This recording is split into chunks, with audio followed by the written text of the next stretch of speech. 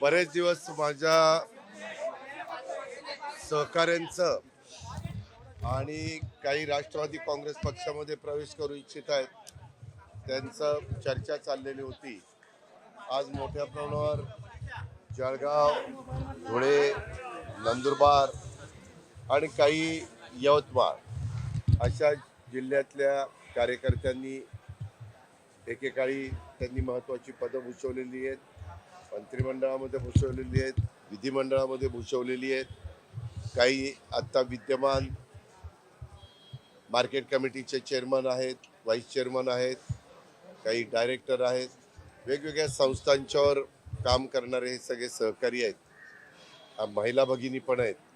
असा बऱ्याचशा वयोगटातल्या मान्यवरांनी आज राष्ट्रवादी काँग्रेस पक्षामध्ये प्रवेश केला आहे. मी त्यांचं मनापासून स्वागत केलेलं आहे. माझा आता पुढचा कार्यक्रम तुम्हाला माहिती आहे जांभोरी मैदानावर आहे. तिथं 6 वाजता देवेंद्रजी येणार आहेत. त्याच्या आत मला तिथं पोचायचं आहे. पण एकंदरीतच प्रत्येकजण आपापला पक्ष वाढवण्याचा प्रयत्न करतोय. आम्ही बेरजेचं राजकारण करण्याचा प्रयत्न करतोय. त्याच्यातून कुठल्याही पद्धतीचे नवीन प्रश्न निर्माण होणार नाही ही पण काळजी आम्ही सगळेजण त्या बाबतीमध्ये घेतोय. परंतु गेल्या 35 वर्षाच्या राजकीय जीवनामध्ये काम करत असताना अनेक सहकारी हे कधी बरोबर असतात, कधी काही कारणांनी बाजूला जातात. परंतु आज पुन्हा त्यांनी आमच्याबरोबर येण्याचा निश्चय केला आणि आज तो पक्षप्रवेश झाला. अजूनही असेच काही पक्षप्रवेश पुढं पण होत राहतील आणि त्यांना आम्ही पक्षामध्ये स्थान देत राहू.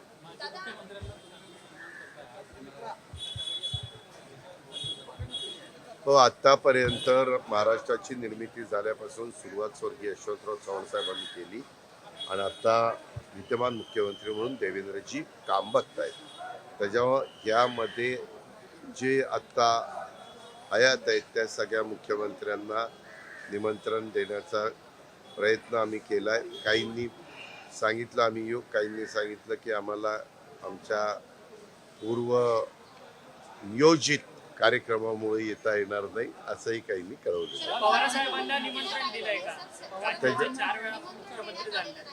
त्याच्यामध्ये सर्वांनाच दिलेलं आहे. पवार साहेबांना निमंत्रण देण्याची जबाबदारी प्रफुल्ल पटेल साहेबांच्यावर दिलेली होती. त्याच्यावर त्यांनी त्या ठिकाणी दिलेलं असेल आणि सगळ्याच आत्तापर्यंत पृथ्वीराज बाबांना, सुशील कुमार शिंदेंना, आपले नारायणराव राणे असतील, एकनाथराव शिंदेजी असतील, त्याच्यामध्ये अशा सर्वच मान्यवरांना जे जे आत्तापर्यंत मुख्यमंत्री होऊन गेले त्यांना पण निमंत्रण दिले. विद्यमान मुख्यमंत्र्यांच्या सहित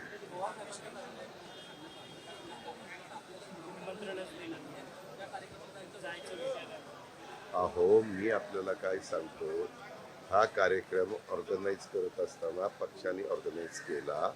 त्यामध्ये तटकरे साहेबांनी काही मान्यवरांना निमंत्रण देण्याचं सांगितलेलं होतं. मी माझ्यावर जबाबदारी देवेंद्रजी आणि एकनाथरावांची होती. मी त्या दोघांना सांगितलं. देवेंद्रजींना तुम्हाला सगळ्यांना माहिती आहे की नीता मुकेश अंबानी कल्चरल सेंटरमध्ये महत्त्वाचा कार्यक्रम त्या ठिकाणी आहे, परिषद जी चालू आहे. तरी देखील मुख्यमंत्री म्हणले मी वेळेत येतो अतिशय आणि मी वेळेत लगेचच जाईल. एकनाथरावांचा मात्र मगाशी फोन आला की दादा मी इकडं पर्यटन, महाबळेश्वरचं पर्यटन जो महोत्सव चालू आहे तिकडं आहे, पण मी येण्याचा प्रयत्न करतो. परंतु आत्ता तिथं श्री श्री रविशंकर आणि नाना पाटेकर यांचेही काहीतरी कार्यक्रम तिथं पाहण्याच्या संदर्भातले घेतलेले आहेत. दादा संजय राऊत कहते हैं कि कुणाची मी त्याबद्दल ऐका थांबा.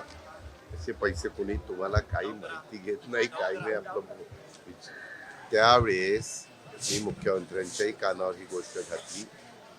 आपण अर्थसंकल्प सादर करत असताना विशेषतः SC आणि ST मध्ये त्या घटकाकरता बजेटमध्ये लोकसंख्येच्या प्रमाणामध्ये तरतूद त्या बाबतीमध्ये करतो आणि बाकीच्या घटकांना जनरल बजेटमध्ये तरतूद त्या करत असतो, विकासाच्या योजना देत असतो. आता आपल्याला निधी देत असताना लाडक्या बहिणींना, ज्या लाडक्या बहिणी आदिवासी घटकामध्ये मोडल्या जातात त्यांना त्या विभागातनं निधी देण्यात आला. ज्या माझ्या लाडक्या बहिणी सामाजिक न्याय विभागामध्ये मोडतात, त्या घटकात मोडतात, त्यांना त्या विभागाकडनं निधी घेतलाय आणि ज्या बाकीच्यांना सर्वसाधारणमध्ये दिला. ह्याच्यामध्ये म्हणजे मला तर काही वेगळं केलं ते असं काही वाटत नाही. आणि हा निर्णय घेताना हा कॅबिनेटने घेतलेला आहे. आपल्यालाही पत्रकार मित्रांनो माहिती आहे की निर्णय कॅबिनेट घेत असतं. अर्थसंकल्प संपूर्ण आम्ही तयार केल्यानंतर त्याच्यावर सर्वांच्या सह्या असतात. सर्वांच्या म्हणजे माझी, एकनाथराव शिंदे साहेबांची, मुख्यमंत्र्यांची आणि मंत्रिमंडळात तर सगळेच असतात. त्याच्यामुळे मंत्रिमंडळाने मान्यता दिलेली आहे. संजय शिरसाटांची नाराजी तुमच्याच खात्यावरती पाहायला मिळते. ठीक आहे, आम्ही तो आमचा अंतर्गत प्रश्न आहे. तो काही बाहेरचा वाट्यावर आणण्याचं काही कारण नाही. आम्ही म्हणजे मुख्यमंत्री महोदय, एकनाथराव शिंदे साहेब, मी, संजय शिरसाट, आम्ही एकत्र त्या बाबतीमध्ये बसू. वाटल्यास उद्याच्या 6 तारखेला चौंडीला कॅबिनेट मीटिंग आहे, त्यावेळेस तिथं विषय काढला जाईल, चर्चा केली जाईल. समज गैरसमज असतील तर दूर केले जातील, काही चुकला असेल तरी दुरुस्त केलं जाईल. काही अडचण नाही ना आपल्याला. सांसद संजय राउत का आपके लिए ऐसा बयान आया है कि यदि आपको मुख्यमंत्री बनना है तो भाजपा में विलीन होना पड़ेगा। कोण? एक मिनिट थांबा, एक मिनिट थांबा. आम्हाला अरे थांब ना बाबा, आम्हाला राज्य चालवायचंय. आपण पत्रकार मित्रांनो आतापर्यंत वेगवेगळ्या निवडणुकीमध्ये सगळे कार्यक्रम काढा. एकदा तर आम्ही 2004 साली मोफत वीज माफी म्हणून बिलं दिली आणि नंतर सरकार, आम्ही पण त्याच्यातले घटक होतो, आल्यानंतर तो निर्णय मागे घेतला. का घेतला तर तो राज्याला आर्थिक बाबतीमध्ये परवडणारा नव्हता. शेवटी आपल्यालाही माहिती आहे की महायुतीच्या वतीनं जे काही जाहीरनामा दिला त्याच्यापेक्षा अधिक रकमाचा जाहीरनामा हा महाविकास आघाडीने दिलेला होता, की जो कदापि अस्तित्वात येणं शक्यच नव्हता. कारण तेवढा भार, मी पण इथं अनेक वर्ष अर्थमंत्री म्हणून काम करतोय, तेवढा भार उचलणं हे शक्य नव्हतं. पण बरेचसे राज्यकर्ते असंही करतात की आल्यावर पुढं बघता येईल, नंतर आपण ठरवू. पण लोकांना आपल्याकडं वळवण्याच्या करता, आपल्या पक्षाच्या उमेदवारांना मतदान करावं अशा पद्धतीनं आकर्षित करण्याच्या करता अशा गोष्टी देश पातळीवर आणि वेगवेगळ्या राज्य पातळीवर होत असतात. त्याबद्दल सगळ्यांनीच गंभीरपणे विचार करण्याची गरज आहे की उद्याच्याला घोषणा केल्या जातात आणि नंतर त्या घोषणा प्रत्यक्षात कृतीमध्ये आणता येत नाही. त्यावेळेस तिथं थोडंसं वेगळा निर्णय घ्यावा लागतो. शेतकऱ्यांची कर्जमाफी होणारच नाही हा ठाम निर्णय आहे का महायुतीचा? असं कोणी तुला सांगितलं? असं कुठल्याही पक्षाचा, उद्या मुख्यमंत्री तू झाला ना बेटा, तरी तू तसा निर्णय घेऊ शकत नाही. त्या वेळेची परिस्थिती बघून, काय परिस्थिती आहे, शेतकऱ्याचं नैसर्गिक संकट काय आहे, त्या सगळ्या गोष्टी बघून त्या वेळेस ते निर्णय घेतले जातात. मागं देवेंद्र फडणवीस मुख्यमंत्री असताना त्यांनी एकदा कर्जमाफीचा निर्णय घेतला. UPAचं सरकार केंद्रात असताना त्यांनी एकदा कर्जमाफीचा निर्णय त्या ठिकाणी घेतला. त्याच्यानंतर आत्ता उद्धव ठाकरे साहेबांच्या नेतृत्वाखाली आम्ही जे सरकार स्थापन केलं त्यावेळेस कर्जमाफीचा निर्णय झाला. म्हणजे आत्तापर्यंत महाराष्ट्रामध्ये 3 वेळेला कर्जमाफीचे निर्णय झाले. ही गोष्ट आपल्याला कुणाला नाकारता येणार नाही. आजच्या घडीमध्ये काही गोष्टी प्रत्यक्षात कृतीत करण्याच्या करता काही अडचणी असतील तर त्याचा व्यवस्थितपणे विचार करून ज्यावेळेस आपल्या राज्याच्या अर्थव्यवस्थेला झेपेल आणि त्याच्यातून इन्फ्रास्ट्रक्चरच्या विकास कामावर कुठलाही परिणाम होणार नसेल. आता ते तर सगळे म्हणत होते की लाडकी बहीण योजना पण निवडणूक झाल्यानंतर बंद करतील. आम्ही चालू ठेवलेली आहे. आम्ही 1,500 रुपये देतो पण चालू ठेवलेली आहे. काही काही बाबतीत आता मी काल कर्नाटकात म्हणजे बेळगावला उतरलो. माझा एक चंदगड, गडिंग्लज आणि आजरा या विधानसभा मतदारसंघात कार्यक्रम होता. तिथं काही लोक मला भेटले. आज त्यांनी तिथं ज्या लोकप्रिय घोषणा दिलेल्या आहेत तिथल्या सरकारने, आज त्याच्यामुळं त्यांच्या सगळ्या विकास कामावर परिणाम झालेला आहे. तिथं अडचणीला त्यांना सामोरं जावं लागतंय. शेवटी आपलं बजेट साधारण किती आहे, आपल्याला त्याच्यातून सॅलरी करता किती खर्च करावा लागणार, पेन्शन करता किती, कर्ज घेतलेलं त्याच्या व्याजा करता किती, अशा सगळ्या गोष्टीचा साकल्याने विचार करावा लागतो. जसं तुझं घरातलं कुटुंब चालवतो त्यावेळेस महिन्याभराचा विचार करून खर्च करत असतो, आपल्या महिन्याचं काय उत्पन्न आहे. तशा पद्धतीनं केंद्र सरकार, राज्य सरकार त्यांची 12 महिन्याचं काय उत्पन्न आहे, त्याच्यातनं दर महिन्याला किती आपल्याला भार उचलता येईल, अशा सगळ्या साधक बाधक चर्चा करून निर्णय घेतो. आम्ही त्या निर्णयापासून कुठेही बाजूला गेलेलो नाही, परंतु आजच्या घडीला आम्ही त्याची अंमलबजावणी करण्याच्या करताची परिस्थिती राज्य सरकारच्या अर्थव्यवस्थेची नाही. पण म्हणजे कधीच हे थांब ते म्हणजे कधीच देणार नाही अशातला भाग नाही. परिस्थिती जशी जशी आम्हाला सुधारेल तसा तसा आम्ही त्या बाबतीतले निर्णय नाही भाऊ नाही. हे आपलं गमतीनं म्हणलं तरी लगेच तुम्ही अरे बाबा मी तसं म्हटलेलं असेल मी जर तसं म्हणलेलं असेल तर ते शब्द मी मागे घेतो, त्याच्यावर प्रश्न मिटला. पण संजय राऊत असं मी प्रश्न मागे घेतल्यावर आता मी माझे शब्द मागे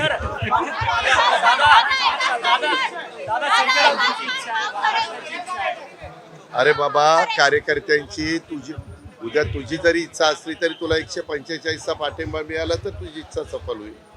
जोपर्यंत कुणालाच 145 आज कसं आज देवेंद्रजींच्या पाठीशी 145च्या पेक्षा जास्त आमदारांनी पाठबळ दिलंय. त्याच्या आधी एकनाथराव शिंदेंना दिलं, त्याच्या आधी उद्धव ठाकरे साहेबांना दिलं. त्यावेळेस ते मान्यवर मुख्यमंत्री होत असतात. दादा संजय राउत कहते हैं कि अगर मुख्यमंत्री मैंने भारतीय जनता पार्टी में विलीन होना पड़ेगा. मैंने आपको बताया ना कि मैंने जो स्टेटमेंट किया मैं विड्रॉ कर रहा हूँ, खत्म. दादा आज पक्ष प्रवेश दादा आज पक्ष मला बरोबर आहे. मला त्याच्याबद्दलची माहिती मी प्रशासनाकडनं घेतली. कलेक्टरनी मला सांगितलं की तिथं ड्रोननी मोजणी करायला गेल्यानंतर मोठ्या प्रमाणावर महिला पुरुष असा एक आक्रमक पद्धतीनं पुढं आल्या आणि त्याच्यात दुर्दैवाने एका महिलेला काहीतरी तिथं अटॅक वगैरे आला तर त्यांचं दुःखद निधन झालं. मी त्यांना भावपूर्ण श्रद्धांजली अर्पण करतो आणि मी त्यांना सांगितलं की बाबा असं कुठं काही म्हणजे फार आक्रमकपणे जाऊ नका. आज कामकाज तुम्ही त्या ठिकाणी थांबवा. चर्चेतनं काही गोष्टी सुरळीत करण्याचा आमचा प्रयत्न राहील. एक आहे ही गोष्ट सांगू इच्छितो की पुण्याचं जर पुढचं भवितव्य लक्षामध्ये घेता पुणे जिल्ह्याला एका विमानतळाची नितांत गरज आहे की जिथं 2 धावपट्ट्या असतील, जिथं जे प्रश्न आम्हाला पुण्याच्या संरक्षण विभागाच्या विमानतळाला येतात की आज आता 11 वाजेपर्यंत आम्हाला प्रात्यक्षिक करायची, आम्हाला प्रॅक्टिस करायची, त्याच्यावर विमानतळ बंद, ह्या ज्या गोष्टी होतात त्याच्यामुळं इंटरनॅशनल फ्लाईटवर आणि डोमेस्टिक फ्लाईटवर पण फार मोठा परिणाम होतो. नागरिकांना पण त्याचा त्रास होतो. त्याच्यामुळं माझी परवा 1 तारखेला मुरलीधर मोहोळ त्यांच्याशी ते केंद्रात राज्यमंत्री आहेत त्यांच्याशी पण चर्चा झाली, त्यांच्याकडेच हा विभाग येतो. तर त्यांना म्हणलं की आपल्याला ते करावं लागेल. आता ते करत असताना सामोपचाराने जिथं कुठं पुण्याच्या जवळ करता येईल तिथं करण्याचा राज्य सरकार प्रयत्न करेल. छत्रपती सहकारी सावंत प्रवेश बळीमध्ये विरोध करण्यासाठी तुम्ही प्रयत्नशील होता, मात्र आता महायुतीचा उमेदवार उभा राहिला आहे. दुसरीकडे सुप्रियाताईंनी देखील त्यांच्या महायुतीचा उमेदवार पॅनल उभं राहते असं कोणी नाही सांगितलं तुला? इतकं तुम्ही खोटं बातम्या लावतात आणि माझी बदनामी करता. ज्या चॅनलने दिली तर त्या चॅनलने एकदम दादांत खोटी बातमी लावली. मी आवाहन केलेलं होतं, कारखाना आर्थिक अडचणीमध्ये आहे, आपल्याला तो बाहेर काढायचा म्हटलं तर आपल्याला अमित शहा साहेबांची मदत घ्यावी लागेल, NCDCची, आपल्याला राज्य सरकारच्या सहकार विभागाची, आपल्याला अर्थ मंत्रालयाची, आपल्याला मुख्यमंत्र्यांची, या सगळ्यांची मदत घ्यावी लागेल आणि आपल्याला पण काही सभासदांना ऐच्छिक ठेवावी लागेल. हे करत असताना जुन्या बोर्डातला एकाही व्यक्तीनं आग्रह करू नये, कारण 10 वर्ष त्यांना मिळालेली आहेत. आपण नवे चेहरे त्या ठिकाणी देण्याचा प्रयत्न करू आणि आम्ही पृथ्वीराज जाचकांच्या नेतृत्वाखाली ते पॅनल उभं केलेलं आहे. त्यामध्ये जास्तीत जास्त वेगवेगळ्या लोकांना सामावून घेतलं, पण तेवढ्याच ताकदीची मतं काही लोक आम्हाला थांबवावे लागलेत, कारण जागा फक्त 21 होत्या. समोरच्यांनी पॅनल केलेलं आहे काहींनी, परंतु ते विरोधाला विरोध करण्याच्या करता केलेलं आहे. 21 पैकी फक्त 16 जागा त्यांना मिळालेल्या आहेत. त्याच्यावर पूर्ण पॅनल पण त्यांचं झालं नाही. आमच्या ग्रामीण भागात पूर्ण पॅनल झालं नाही तर त्यांना म्हणतात लंगडं पॅनल, म्हणजे असा उल्लेख केला जातो. तुम्ही लगेच म्हणू नका अजित पवार लंगडं पॅनल म्हणता, लंगडं पॅनल म्हणता. मी ते सांगतो की आमची भाषा ग्रामीण भागाची काय. तुम्ही शहरी भागातल्या उच्च श्रेणीत काम करणाऱ्या मीडियानी ही जरा शब्द लक्षात घ्यावेत आणि त्याच्यामुळं मी उद्याच्या 5 तारखेला तिथं प्रचाराचा नारळ फोडायला जाणार आहे. माझे सहकारी दत्तामामा भरणे असतील, आमचे ज्यांच्या नेतृत्वाखाली आम्ही लढतोय ते पृथ्वीराज जाचकजी असतील, आमचे सगळे उमेदवार असतील. मला जी काही भूमिका मांडायची ती त्या ठिकाणी मांडेल, परंतु आपण जे काही सांगितलेले तसं तिथं झालेलं नाही. अर्ज जवळपास 700 का 650 आलेले होते.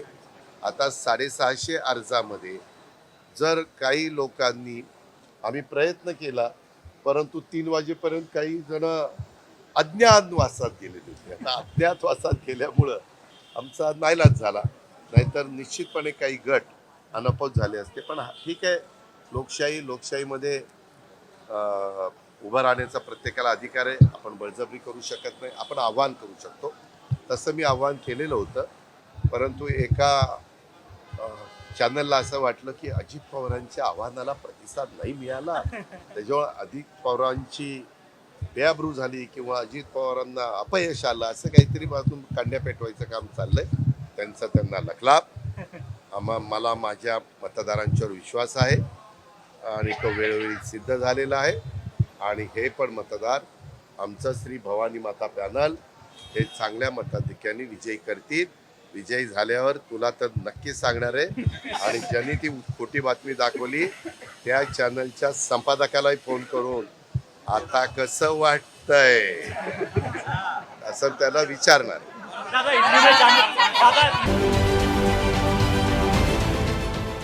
देश विदेशातील प्रत्येक घडामोडींचे लाईव्ह अपडेट मिळवण्यासाठी आता साम टीव्हीच्या सर्व सोशल मीडिया प्लॅटफॉर्मला लाईक, फॉलो आणि सबस्क्राईब करा. तसंच सर्व नोटिफिकेशनसाठी बेल आयकॉन प्रेस करायला विसरू नका.